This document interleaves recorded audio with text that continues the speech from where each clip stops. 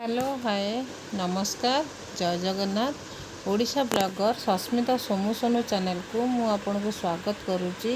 तो I hope आपण मैंने भलरे थे। तो मु भलरे अच्छी ना भलरे ना कौन कि मुझे गाँव रु अनुगुल को फेरी जाऊँगी। तो गाँव में रही जाइए दिन भल लगुला। तो अनुगुल को गले गाँ कथा बहुत मन पड़ो। तो मैंने केदिन पर्यंत से मन पड़ो। तो देखो ब्लॉगटा ये स्टार्ट कली। तो जल्दी उठी जाइलु। तो आज पूरा घूमे घूमे कथा कहला भाया कहूँ। तो ब्लॉगटा देखो ये आरंभ हो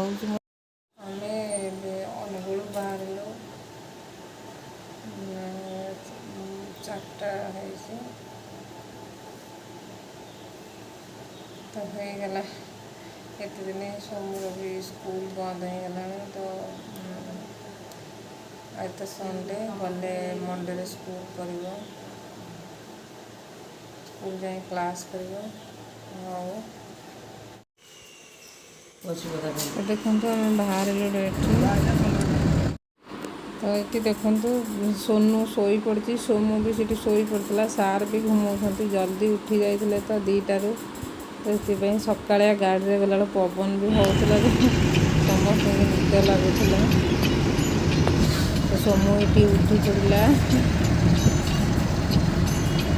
मत भी निद लगुला 2टारू उठला। तो जानते सका निद लगे गाड़ी भी चलुला पवन निद भी लगुला।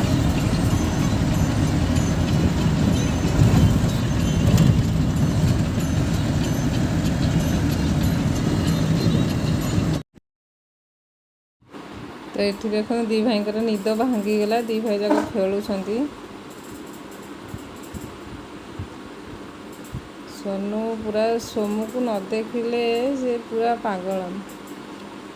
सोमू भी स्कूल गला बहुत कांदे। 2 भाई जाक खेलुं। सार भी ये उठीगले।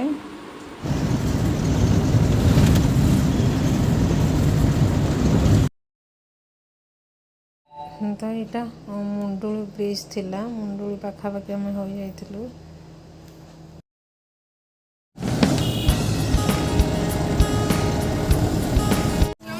अनुगुल पहुँचलु मुँह पूरा सुखिला केते गरम लगुच। तो घर आसी पहुँची गरी घर हालत पूरा डेंजर बागे अच्छी। तो मत ना 2 दिन लगे टाइम घर सफासफी करने को। देखु केते डस्ट पूरा।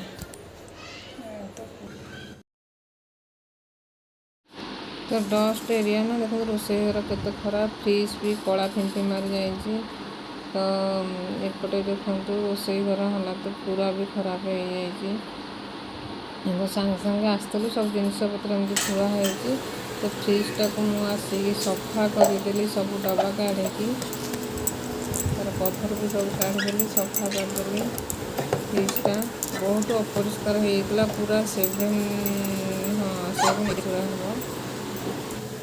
देखो फ्रिजटा सफा करदेली। तो आज मटन आनते मटनटा करुच्ची डाली कर सारा भात कर सारा।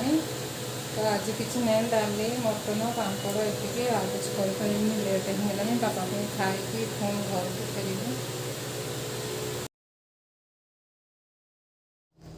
ये देखु मु मटनटा को कसुली। तो एपटे डाली तो कर सारा। फ्रिजटा को भी सफा करदेली। देखो केते सुंदर देखा। फ्रिजटा सफा कर पानी 2 बोतल रखीदे। तो एपटे मटन हो गला मुझे पानी देदेवी। आमे तो सार मोर खाइबुनु जहाँ बापा सोमू खाइब 2 जन जाक। तो एपटे खाऊ तो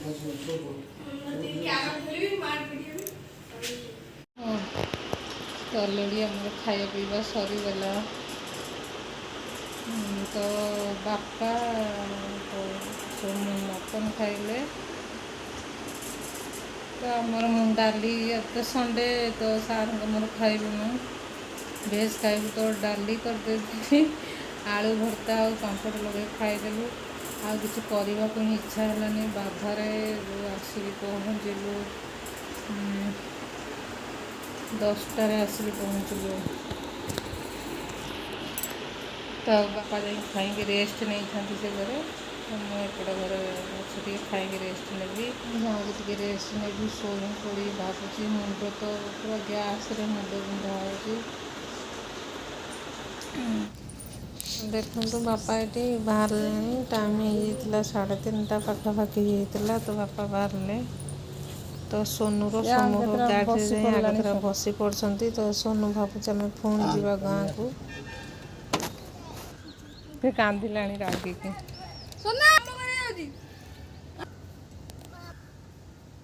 ଏ ବାପାଙ୍କୁ ଯାଇ ପ୍ରଣାମ କରୁଛି।